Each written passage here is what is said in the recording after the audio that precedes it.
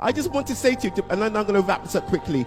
My fear is that you're not addressing the issue. The issue is the reason we love Nelson Mandela is because he made a deal with the white elites, the power structures, the De Beers, the Oppenheimers, to remain in power, and he wouldn't touch their wealth, he wouldn't share their wealth, and that's why we in England love him, because the press tells us to. He betrayed the people of South Africa.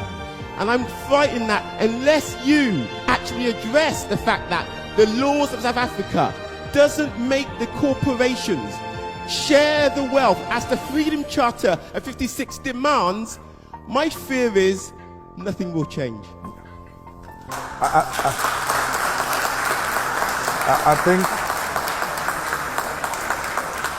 I think you captured it very well. There is no any better explanation than the explanation you have given.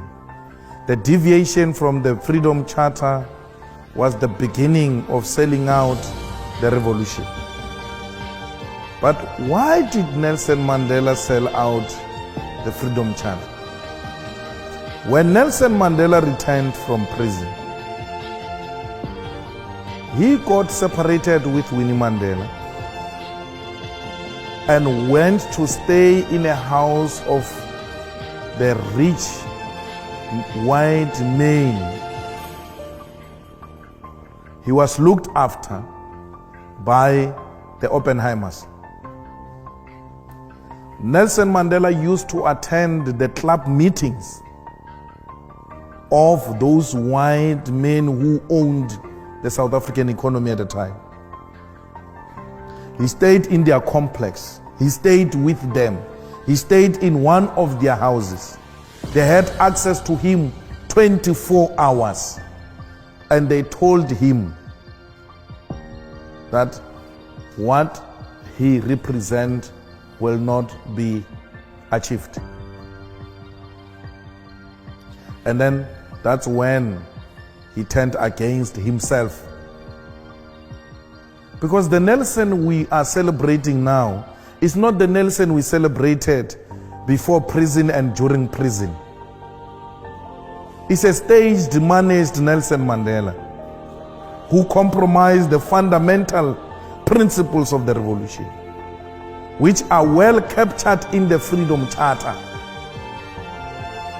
The EFF subscribed to the Freedom Charter. The Freedom Charter has got a detailed explanation of how everything else is going to be achieved. The Freedom Charter is the Bible of the South African Revolution. Any deviation from that is a sellout position. So, unlike Nelson Mandela, we're doing what Nelson Mandela didn't do. We are happy he ushered in. We normally don't use those phrases like Mandela sold out. And we are being too harsh, man. He was too old, he was tired. So he had to give in on some of the things. So he left it to us. We have to take it up where Madiba left it. And that's why Madiba said the struggle is not over. Madiba knew that there is an element of economic freedom that must be ushered in to complete the revolution. Madiba knew that political freedom is incomplete without economic freedom. So I wouldn't sit here and say Nelson sold out. I will say Nelson took us to a particular extent and then left it there for us to take it over. And we are here now. We don't say to Oppenheimer, this will happen, this will not happen. No. We come to Oxford University and Oxford Union and tell you what we tell Africans and what we tell everybody everywhere. The message is the same. We want the total implementation of the Freedom Charter. Those kids who demand free education, they are demanding the implementation of the Freedom Charter. Those who say let's share in the wealth of the country, they are demanding the implementation of the Freedom Charter. I said to you when I started, we are just continuing with the legacy of great African leaders who came before us. We're not going to compromise like Madiba did. We had, perhaps it was necessary to have a cooling off period. We cooled off for far too long, 21 years. Now is the time to stand up and continue with the road towards economic freedom. It is possible. It is going to happen.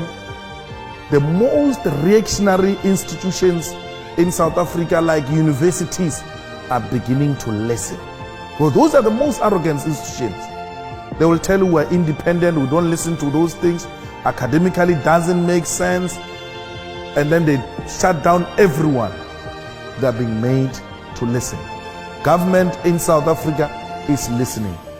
We marched to the Johannesburg Stock Exchange. We marched to the Reserve Bank in South Africa. We marched to the Chamber of Mines. I sit with you today. All of them are sending responses to our memorandum. All of them are beginning to say, we agree, we need to talk. But in the past 21 years, those were the most arrogant institutions. You can march to them, you can write to them, they will never say anything. 3 times now, the CEO of the Johannesburg Stock Exchange has been calling me, asking for a meeting. All 400 companies registered with the Johannesburg Stock Exchange have received the memorandum of the EFF and are beginning to call individually to come and explain how they've structured their companies, how people are going to benefit. One of the things we demanded in our memorandum to these strategic sectors of the economy was that we want you to do away with BEE, the so-called Black Economic Empowerment, and empower the workers. We want worker share schemes. They're all jumping. No, it's not possible. What? We saying to them, hey, you are happy to give an individual shares in the name of BEE. We're just changing. We say don't give individual. Give to more people who are called workers. You have been doing it. Instead of giving Ramaphosa 10% shares, 20% shares, don't give it to Cyril. Give it to the workers who are making this company to be what it is. Just redirect the resources. Companies are beginning to say, well, it looks like this can be a best solution. Why are you happy to put money in the pockets of individuals and not communities and workers? Patrice Motsepe, today he's called a multi-billionaire in South Africa he has not invented anything. Unlike that young man who came up with Facebook. He has not invented anything. He just went to sell the color of his skin. I'm black. You have me here, I'll protect your company. I've got political connections. That's what Cyril did. Cyril Ramaphosa goes to London Mine and says, I'm black, I've got political connections, I will protect your company, give me shares. They give him shares on the basis of the color of his skin. The company gets into trouble with workers. The chairman of London Mine calls him from here in London. Cyril, you must now activate your contact. You said you will protect our company. He is now under pressure. Yo, what do I do? Bring the soldiers, bring the soldiers. He must now kill people because he's got no skill to offer to the company except selling his color of the skin and his political connections. The black individuals who benefited from BEE are the politically connected and the most corrupt individuals who, amongst others, is Cyril Ramaphosa, who killed 34 mine workers.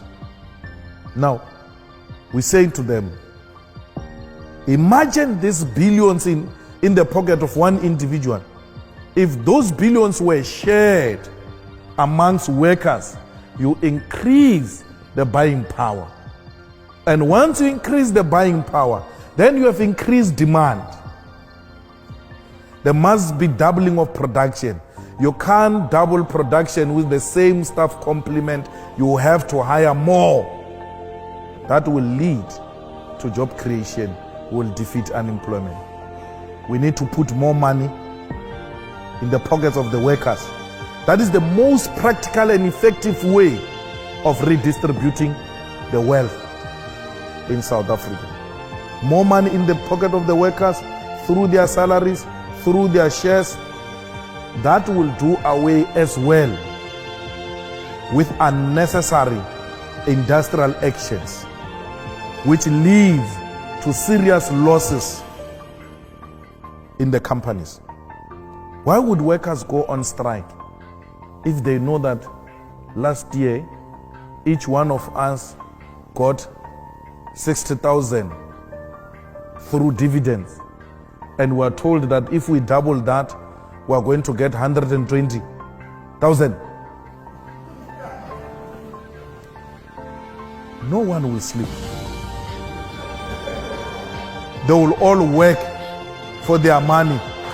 And when a union leader who's obsessed with stealing workers' money through union subscription comes and mobilizes them for strike, they will tell him, or hey, wait, that strike is going to affect the dividends.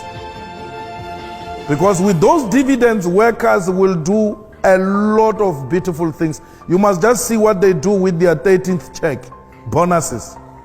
Imagine they get bonuses and they still get dividends. You tell them to go on strike, you will be speaking a foreign language to them. They won't understand you. They will never agree to go into unnecessary industrial action. You have resolved production, you have resolved unnecessary industrial action, you have increased production. Let workers benefit from this wealth of South Africa. And there's no corruption there. We don't say BEE or individuals. No, we are not going to benefit anything as individuals. The money goes directly into the bank of a worker, not through any politically connected. You pay them dividends the same way you pay them salaries, same account number. You are guaranteed this money will not be reduced by a middleman in between called a trustee or anything of that sort. Workers themselves directly own the shares in the companies. And people are saying, look, this is the best way we can resolve a problem of inequality in South Africa. Richard, I will go to Henry Ford. Richard Branson says, you don't have to worry about customers. Just take care of your workers. They will take care of customers. Once your workers are happy, there is no customer that can come here and say, I'm not receiving a proper service. And once your company provides a proper service, it will always have customers. Henry Ford in Germany, in America, when I was speaking to the Germans in South Africa, I was giving them an example of Henry Ford when he started Ford. I said to them, Henry Ford established Ford and said to its management, we have to pay these workers very well, because these workers must be my first customers. I shouldn't go around saying I'm looking for customers when I've got so many people working for me. These are the immediate customers. Then once these ones buy cars, the rest will follow. You've got people in South Africa who assemble German cars, Benz, BMW, VW. They cannot afford to buy the cheapest. Tata, leave those things they're assembling. Tata, Kia, the smallest and cheapest cars in South Africa. The people who assemble cars can't afford to buy those cars. And then you go around saying there is no market in South Africa people are not buying here. How will they buy if you don't put money in their pocket? Have the same workers of BMW affording to buy BMW. They will not just afford to buy BMW, they will go and market that BMW themselves. Because workers are the best marketers, eh? They go around speaking good about their company and attract people to come and buy BMW. There's no market because you are not paying them well. Pay your workers. That's what we're saying to the companies. Pay your workers. They will look after you. They will look after your product. And when the revolution comes in South Africa, the workers will be the first ones to protect their own companies they work for, because they will know they are the shareholders. We shouldn't have workers as the first ones to destroy companies because they think these companies are useless, don't even add value in their lives, they are exploiting them. Workers in South Africa, if they are looked after, they will look after many families. In South Africa, you must know that when you work, you don't look after less than 7 people. 7 people you are guaranteed, they are your responsibility. So if you increase a salary of this worker, you are guaranteed 8 people will be looked after very well. And you will deal with all social ills in South Africa, including crime. South Africans don't just love crime. They are not inherently criminals. It's tough, it's difficult. They have to look for other means of survival. That's why they resort to dangerous things like committing crime. Once they are looked after, once their parents are looked after, once we reduce child-headed families, we are guaranteed of a peaceful South Africa. All these things we are asking for will lead to a situation where white people demolishes walls in their houses. All these things will lead to white people enjoying the beauty of their gardens. Because as it were now, they live in high walls, scared that they will be attacked by criminals anytime. Why would you be scared that a white person is going to attack you or a rich person is going to attack you? Therefore, you are building a high wall because you are scared of a rich person. No, you can't be scared of a rich person. You are scared of the poor. And you know they will come looking for what you have in the fridge and they don't have at home. That's why you are forever living in fear. You want to enjoy the beauty of your gardens. You want to enjoy the beauty of your house. Let's look after each other. There will not be a need for township people to come and steal in the suburbs of South Africa. That happens because even those who are working can't afford survival. I mean, these people who come and work for you in this house in the suburbs and you pay them peanuts, they are the ones who see all the beautiful things in your house. They are the ones who know the entrances into this house. They are the ones who know that today you are going for a holiday. They are the ones that know that you buy special grocery for your dog, yet you don't give them enough to go and feed their families, not dogs, families. Those are the people who need to be looked after. All of us will live in South Africa as a one big happy family.